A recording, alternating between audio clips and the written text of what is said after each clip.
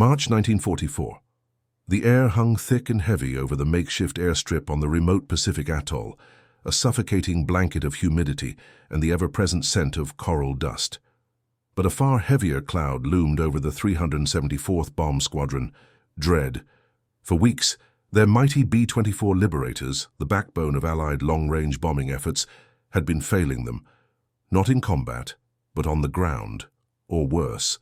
Shortly after takeoff, another engine had seized just yesterday, spewing black smoke across the pristine tropical sky before the pilot could nurse it back to a jarring landing. That was the sixth engine failure this week alone. The roar of powerful engines, usually a symphony of purpose, had become a harbinger of potential disaster. Ground crews moved with a somber efficiency, their faces etched with fatigue and frustration. The squadron was hemorrhaging operational aircraft, its strength dwindling with every stalled propeller and cracked casing. An urgent top-secret mission to cripple Japanese shipping lanes, vital for resupplying their isolated garrisons, was scheduled for next month. At this rate, the 374th would be lucky to field half a dozen planes, let alone a full complement. Pressure from command was relentless, radio calls growing sharper, more insistent. The squadron commander, Major Robert Chen, walked the flight line with a grim set to his jaw, his eyes scanning the grounded aircraft like a shepherd counting his lost flock. "Another one, Major," Lieutenant James Morrison, the squadron's engineering officer, reported, his voice devoid of its usual crisp confidence. "Number 3 engine on Spirit of St. Louis just blew a cylinder. Third time for that bird in 2 months. We're running out of spares, sir." Chen merely nodded, running a hand through his closely cropped hair. "We know the routine, Lieutenant. Order more. Then tell me how we stop this bleeding." Morrison had no answer. Standard protocols, strict adherence to maintenance schedules, careful inspections, nothing was working. The morale of the mechanics, once a proud, grease-stained brotherhood, was plummeting. They were doing everything by the book, yet their planes were falling apart. Amidst this rising tide of despair, a different kind of murmur began to ripple through the maintenance hangars. It centered around Staff Sergeant Frank Kowalski, a 28-year-old from Detroit. Kowalski was known for his unconventional thinking, a man who saw engines less as machines and more as temperamental beasts with unique personalities. He had a reputation for fixing the unfixable, often with methods that raised eyebrows. Now he was openly proposing a solution so radical, so utterly against everything they'd been taught, that it sounded, in the words of one grizzled crew chief, completely crazy. "He wants to reverse the cleaning schedule?" a mechanic scoffed, wiping oil from his brow. "And put, what, silk in the air intakes?" The man's lost his mind. Even officers who respected Kowalski's past successes found his current suggestions baffling, if not outright reckless. "Sergeant Kowalski," Lieutenant Morrison had said, his voice tight with disapproval during an impromptu briefing, "your proposal flies in the face of every technical directive we have. It's unproven, and frankly, sounds like something cobbled together in a backyard garage."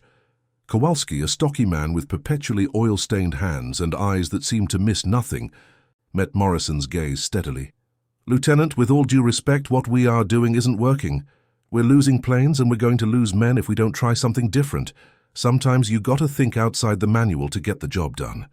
His words, delivered with quiet conviction, did little to quell the skepticism. Most just saw a stubborn mechanic advocating for a dangerous deviation from established procedure.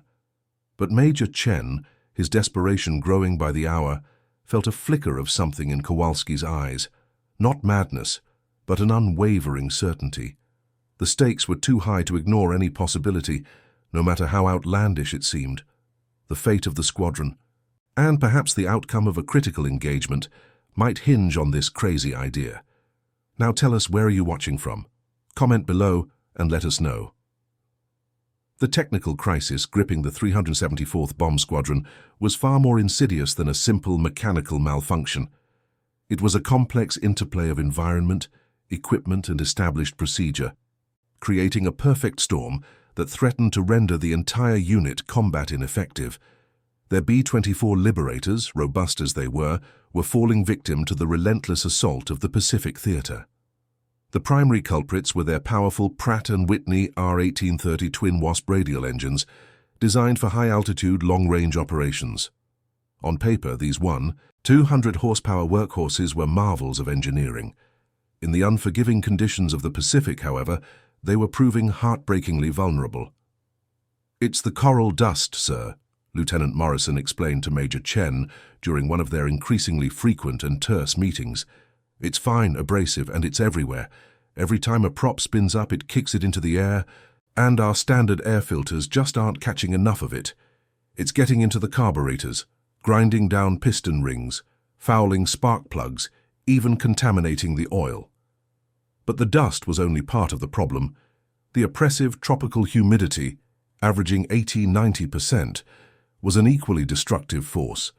It promoted corrosion, particularly in electrical systems, and condensed inside the engines during periods of inactivity, exacerbating metal fatigue and leading to sudden catastrophic failures. The standard maintenance schedule, designed for temperate climates, simply couldn't cope with this dual threat.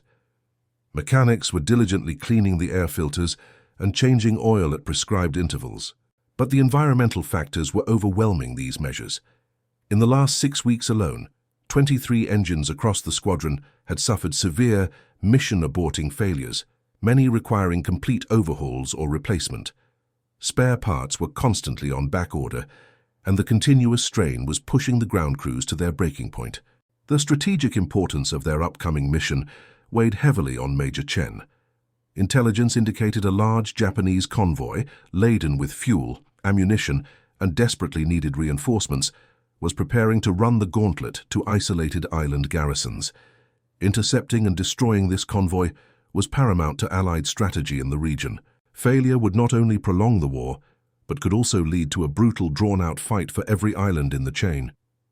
Chen felt the pressure from command like a physical weight on his shoulders. He had to deliver, but his squadron was being eaten alive by a problem they couldn't solve. Lieutenant Morrison, a sharp, by-the-book engineer fresh out of West Point, was meticulous in his work, but his training emphasized adherence to established doctrine. He saw the problem as a deficiency in equipment or a lack of proper parts, not a fundamental flaw in their approach. "We need better filters, sir," he'd insisted, "or perhaps a redesign of the intake system. These are engineering problems, not maintenance errors." His skepticism towards Kowalski's gut feelings was palpable. Sergeant Tommy Rodriguez, Kowalski's closest friend and fellow mechanic, offered a different perspective. Rodriguez was a practical man, a steady hand, but he had witnessed Kowalski's uncanny ability to diagnose and fix problems that stumped everyone else. He respected the manuals, but understood that sometimes you needed a different kind of ingenuity. "He's got a point, Lieutenant." Rodriguez had ventured to Morrison once. "Frank sees things differently. He feels the engines, knows what they're trying to tell him." But even Rodriguez struggled to fully grasp the specifics of Kowalski's radical plan. He trusted Frank, but the idea of tearing up the official maintenance schedules and adding improvised parts felt like walking a tightrope without a net. Nevertheless, he was fiercely loyal to Kowalski, a quiet advocate in the face of overwhelming doubt, hoping his friend's intuition wasn't leading them all down a path to disaster. Staff Sergeant Frank Kowalski's deep understanding of engines wasn't forged in military academies or through rigid adherence to instruction manuals. It was born in the grimy, cacophonous heart of Detroit's auto industry, long before the war. A son of Polish immigrants, Frank had started on the factory floor at 17, a grease monkey with an insatiable curiosity for how things worked. He'd spent years in various automotive plants, from the roaring assembly lines of Ford to smaller bespoke engineering shops. There, amidst the smell of oil, metal, and sweat, he'd learned to troubleshoot by listening, feeling, and instinctively knowing the subtle nuances of mechanical health. "An engine talks to you if you listen close enough," he'd often tell Tommy Rodriguez, back when they were both fresh recruits in basic training. "It's got its own rhythm, its own little aches and pains. The trick is figuring out what it's trying to say." This philosophy, gleaned from years of wrestling with stubborn carburetors and finicky transmissions, was utterly alien to the military's standardized, procedure-driven approach. While his fellow mechanics meticulously followed checklists, Frank often deviated. his hands moving with an intuitive grace, finding solutions that weren't in any manual but somehow always worked. This made him a maverick, sometimes a headache for his superiors, but undeniably effective. When the B-24s started failing, Frank didn't just review the inspection reports. He lived with the problem. Nights found him lingering in the hangars long after his shift ended, flashlight in hand. He'd spend hours sitting beside the inert R-1830 engines, sometimes just staring, sometimes running his hands over their cold metal surfaces. He'd observe the ground crews meticulously cleaning air filters according to regulations, then watch as planes taxied, kicking up plumes of fine coral dust. He listened to the telltale coughs and sputters of engines struggling to start, the subtle changes in their hum during test runs. He examined every failed component, not just noting the damage, but trying to understand its story. A piston ring that had worn unevenly, a spark plug caked with a particularly stubborn residue, a carburetor choked with a gritty film, each piece of evidence whispered to him. The pattern that others missed, blinded by the official timelines and specific directives, slowly began to coalesce in Frank's mind. It wasn't just the dust, or just the humidity. It was the timing. The standard maintenance schedule, based on flight hours and calendar days, was designed for a different environment. In the Pacific, the high humidity meant that moisture was condensing and lingering in the engines much faster. Then, when the engines were fired up, the coral dust, already omnipresent, was effectively turned into a grinding paste by this humidity, accelerating wear and tear far beyond what the standard cleaning intervals could counter. Changing the air filters every 50 flight hours, or even every 25, simply wasn't enough when the environment was degrading them so rapidly. The official oil change schedule, too, was insufficient. The oil was becoming contaminated with abrasive particles and moisture long before it was due for replacement, losing its lubricating properties and increasing internal friction. Frank realized the problem wasn't a flaw in the engines themselves. The R-1830s were robust, but a catastrophic mismatch between a standardized maintenance doctrine and an utterly unstandardized, hyper-aggressive environment. His civilian experience, his knack for observing complex systems and understanding their feel, gave him an insight that eluded those bound strictly by the book. The solution, he now believed, with an almost terrifying certainty, wasn't to apply more of the same, but to fundamentally reverse their approach, to treat the symptoms at their root, not just after they had manifested. It was a radical idea, one that would challenge the very foundations of military procedure. Kowalski's proposal, when he finally laid it out for Major Chen and Lieutenant Morrison, landed like a bombshell in the tense, already stressed environment of the squadron's operations room. "We're doing it backwards, sir," he stated, his voice calm but firm, holding a crumpled schematic he'd sketched on a piece of packing material. "We're cleaning and servicing the engines based on a schedule that doesn't account for this." He gestured vaguely towards the humid, dusty world outside. "The dust and humidity are getting in, contaminating everything, long before our current intervals catch it. We need to flip it." His solution was a multi-pronged assault on the problem, each aspect seemingly more outlandish than the last. First, he proposed drastically shortening the cleaning intervals for the primary air filters, replacing them not by flight hours, but by visual inspection, sometimes multiple times a day depending on ground conditions. Second, and this was where the crazy began, he suggested adding a secondary pre-filter screen to the air intake system. "Something fine enough to catch the coral dust before it gets into the main filter," he explained, holding up a piece of what looked suspiciously like torn fabric. "Parachute silk. It's incredibly strong, fine mesh, and we've got plenty of damaged chutes that can't be repaired for flight."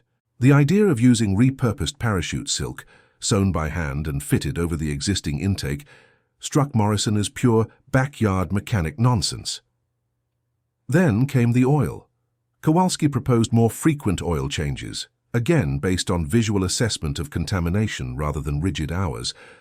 But more critically, he wanted to introduce a specific, locally sourced additive into the engine oil, a blend of finely filtered castor oil and a few other proprietary lubricants he'd learned about in his Detroit days.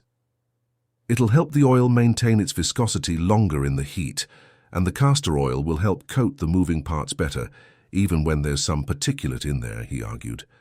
The blend, which he planned to mix himself in modified drums, sounded like a witch's brew to the officers. The resistance was immediate and fierce. "Sergeant Kowalski, are you suggesting we abandon established Air Corps technical orders for homemade remedies and scrap fabric?" Morrison's face was flushed with indignation. "That's not just unorthodox, it's insubordination. You're risking court-martial, not just for you, but for anyone who implements this." Other mechanics, though desperate for a solution, voiced their apprehension. "Sergeant, we're talking about B-24s, not Model Ts," one crew chief muttered. "What if it makes things worse? We could lose an entire crew."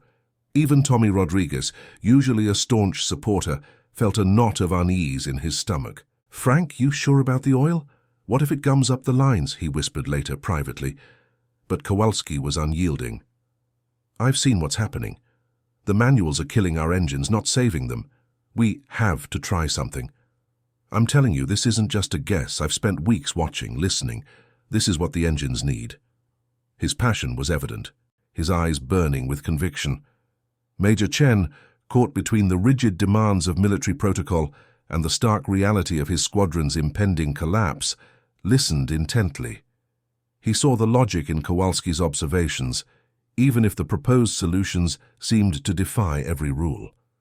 He watched Kowalski's intense, focused gaze, a sharp contrast to Morrison's agitated skepticism.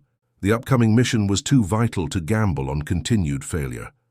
He looked at his grounded fleet, then back at Kowalski. "Sergeant," Chen said slowly, "how many planes would you need to prove this?"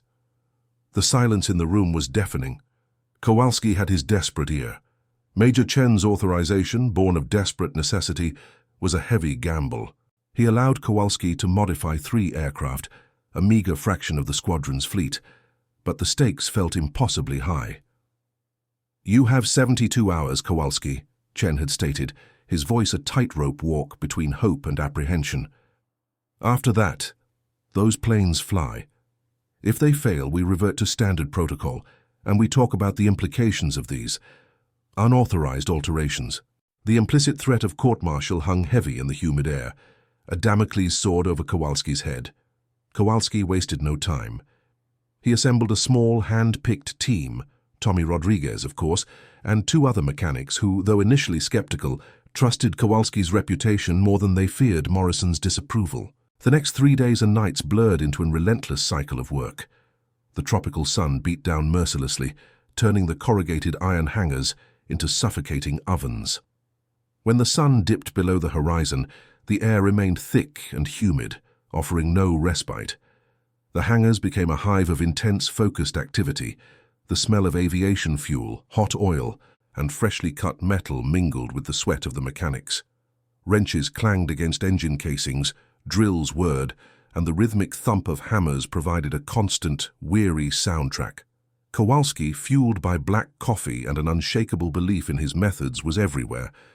He personally supervised the cutting and fitting of the parachute silk pre-filters, ensuring they were snug and secure around the air intakes, yet easily removable for cleaning. He meticulously oversaw the adjustment of the carburetor settings, a minor but crucial tweak to compensate for the improved filtration. The most controversial aspect, the custom oil additive, was prepared in a secluded corner.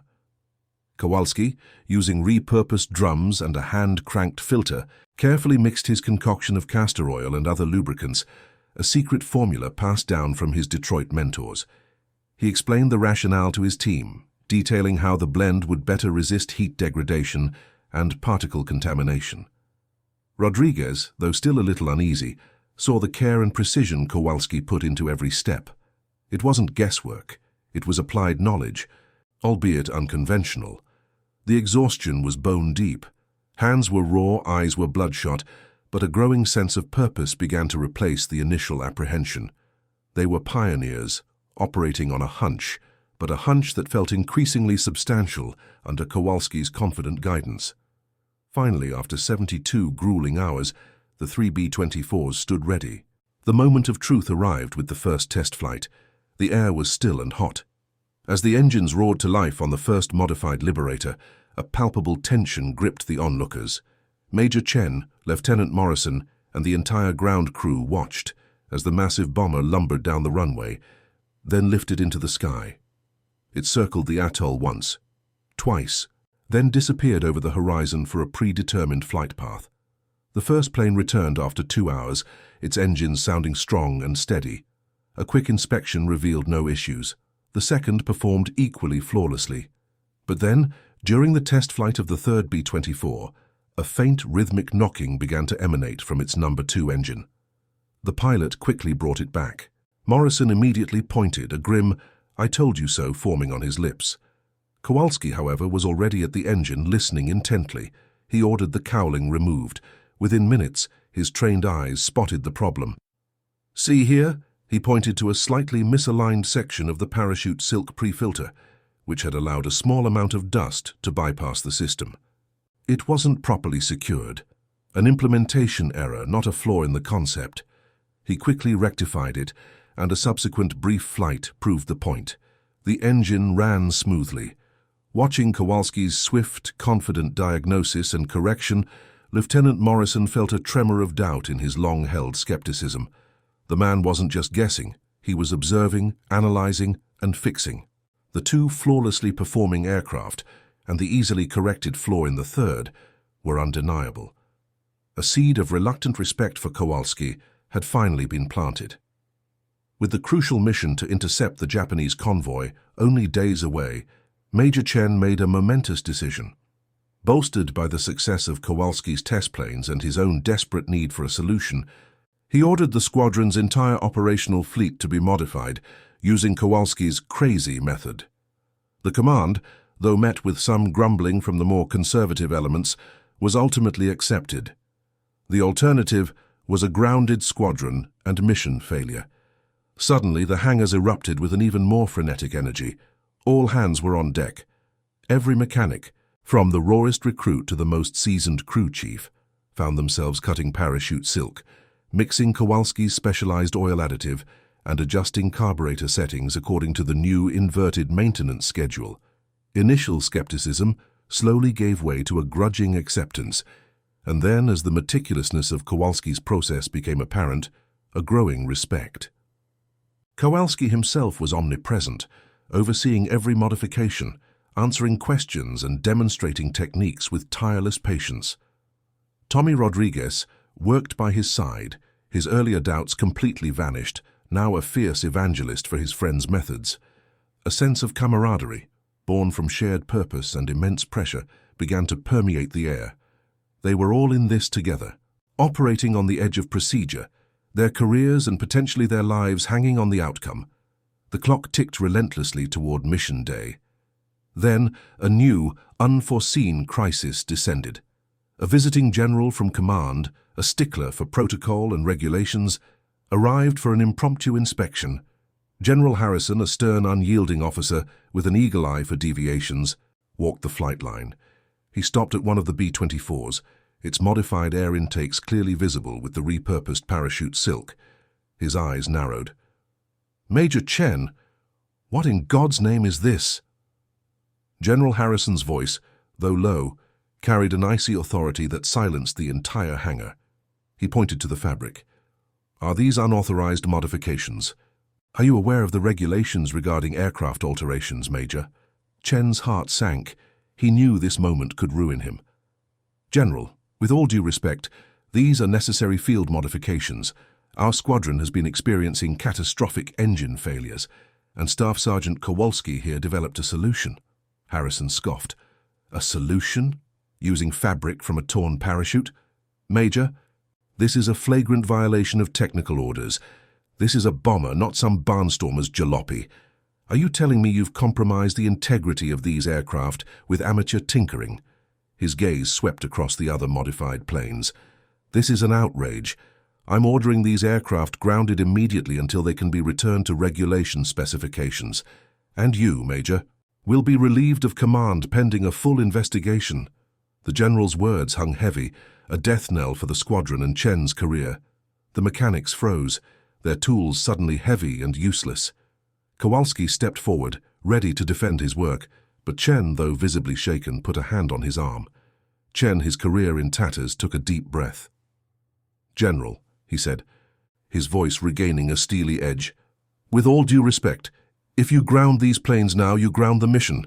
That Japanese convoy will pass unopposed, and critical supplies will reach their garrisons. My men have worked tirelessly to make these aircraft combat-ready. These modifications, as unorthodox as they appear, have proven effective in trials. I stand by Staff Sergeant Kowalski and his work. If you wish to court-martial me, so be it, but I will not permit you to jeopardize this mission and the lives of the men on these islands by ignoring a solution that works." The air was thick with tension, a battle of wills playing out on the dusty airstrip. Harrison, furious but momentarily stunned by Chen's defiant stance, stood his ground, his face a mask of barely controlled rage. But the urgency of the mission was undeniable. The fate of many now rested on the outcome of an engineering argument. Mission day dawned, clear and unforgiving. A nervous anticipation, a blend of hope and fear, hung heavy in the air over the 374th Bomb Squadron's airstrip. General Harrison, though still fuming from the previous day's confrontation, had reluctantly permitted the mission to proceed, but not without sending a stern warning to Major Chen about the consequences of failure. The entire squadron understood the weight of that threat. At precisely 500 hours, the first of the 18 modified B-24 Liberators rumbled to life, its 4 Pratt & Whitney R-1830 engines catching with a smooth, powerful roar. One by one, the massive bombers, adorned with their unorthodox parachute silk pre-filters, taxied down the runway. Each takeoff was watched with bated breath by the ground crews, Major Chen, Lieutenant Morrison, his skepticism now replaced by a tense anxiety, and even Sergeant Rodriguez, whose quiet prayers blended with the engine noise. Every plane lifted off without a hitch, rising gracefully into the tropical dawn. It was an astonishing sight. The first time in 2 months the squadron had achieved 100% operational status. The sheer relief was almost palpable. The mission itself was a grueling long-range strike deep into enemy-controlled waters. Their target, a major Japanese convoy attempting to resupply a heavily fortified island chain. The success of the invasion of those islands depended heavily on cutting off these supply lines. The Liberators faced an 8-hour flight, battling unpredictable Pacific weather, extreme altitude changes, and the ever-present threat of Japanese fighter patrols and anti-aircraft fire. High above the vast expanse of the ocean, the formation held true. The modified engines hummed with a reassuring consistency, a stark contrast to the frequent coughing and sputtering that had plagued previous flights. Hours passed. Then, the radio crackled with troubling news from other squadrons flying parallel missions. "Squadron leader to all aircraft, we have 2 birds turning back due to engine trouble. Repeat, 2 birds aborting." A few minutes later, another report. "Squadron leader number 3 engine on Iron Duchess is losing power, attempting to feather." These were aircraft from other units, maintained under standard protocols. But for the 374th, the engines held. Through periods of intense vibration at high speeds, through the cold thin air of cruising altitude, and later through the turbulent air closer to the target, the B-24s performed flawlessly. Captain Sarah Mitchell, one of the few highly skilled female ferry pilots attached to the squadron, was flying Lady Luck that day, acting as co-pilot to gauge the performance of a newly assigned plane. She'd been a quiet skeptic of Kowalski's methods, accustomed to the precision of factory-fresh maintenance, but as the hours droned on and her engines ran strong and smooth, she couldn't deny the evidence. While other planes faltered, the 374th's Liberators, with their peculiar silk filters, pressed on. The convoy was located, a snake of black hulls churning through the blue expanse. The Liberators dove, unleashing their bombs. Explosions blossomed among the Japanese ships, geysers of water and fire erupting from their decks. 12 enemy vessels, laden with critical fuel, ammunition, and men, were sent to the bottom of the Pacific. It was a spectacular success, a devastating blow to Japanese logistics. Against all odds, all 18 B-24s of the 374th Bomb Squadron returned safely to their base, their engines still purring, not a single one having faltered. As they touched down, the ground crews erupted in cheers, a wave of elation washing over the entire airfield. Captain Mitchell, stepping out of Lady Luck, walked directly to Major Chen and Lieutenant Morrison, her face beaming. "Those engines ran like dreams," she declared, looking pointedly at Morrison. "Staff Sergeant Kowalski's crazy idea saved this mission, gentlemen. He's got a convert in me." Her advocacy, coming from a highly respected pilot, was a powerful endorsement, solidifying Kowalski's unconventional genius. The mission's resounding success silenced all remaining doubts and set in motion a profound shift in military aviation maintenance. News of the 374th's flawless performance, particularly given their previous struggles and the concurrent failures in other squadrons, quickly reached higher command. An investigatory team led by engineers was dispatched to the atoll, initially with the intent of reprimanding Major Chen and Staff Sergeant Kowalski. Instead, they found undeniable proof. Kowalski's modified B-24s were thoroughly examined, their engines meticulously analyzed. The parachute silk filters, initially viewed with scorn, proved remarkably effective at capturing the fine coral dust without significantly impeding airflow. The frequent environmentally driven maintenance schedule, combined with the specialized oil additive, had dramatically reduced internal wear and prevented the moisture-induced corrosion that had crippled so many engines. The data was irrefutable. Engine failure rates within the 374th plummeted to almost zero. Within 3 months, Kowalski's methods, initially deemed insubordinate, were being studied, validated, and implemented across B-24 squadrons throughout the Pacific Theater. Standard technical directives were rewritten, new field-expedient maintenance protocols were distributed. The results were astounding. A staggering 67% drop in B-24 engine failure rates across the theater, directly attributed to the Kowalski method. This unprecedented improvement meant more planes in the air, fewer aborted missions, and ultimately a significant tactical advantage for the Allies. Staff Sergeant Kowalski, the quiet mechanic from Detroit, received a commendation for exceptional service and ingenuity. He was even offered a field commission, a rare honor. But Frank, ever the hands-on man, politely declined. "Sir," he told Major Chen, "I'm a mechanic. My place is with the engines, not behind a desk." He preferred the smell of grease and aviation fuel to the polished buttons of an officer's uniform, choosing to remain a sergeant, working with the machines he so deeply understood. After the war, Frank Kowalski returned to Detroit. His reputation, though rarely publicized, preceded him. He joined the burgeoning post-war aviation industry, his insights into environmental effects on engine performance and adaptive maintenance proving invaluable. Many of the principles he pioneered in the Pacific found their way into commercial aircraft maintenance doctrine, contributing to safer and more reliable air travel. Major Robert Chen, his career not only saved, but greatly advanced, was eventually promoted to general. He never forgot the man who had risked everything to save his squadron. In interviews and memoirs, General Chen frequently credited a brilliant unconventional mechanic named Frank Kowalski for his success, always emphasizing how practical experience had triumphed over rigid dogma. Lieutenant James Morrison, initially Kowalski's harshest critic, became one of his most ardent admirers. Humbled by the evidence, Morrison dedicated his post-war career to advocating for more flexible, adaptive engineering solutions. He authored a pivotal technical paper that systematically documented Kowalski's methods, ensuring that his insights became a permanent part of aviation science.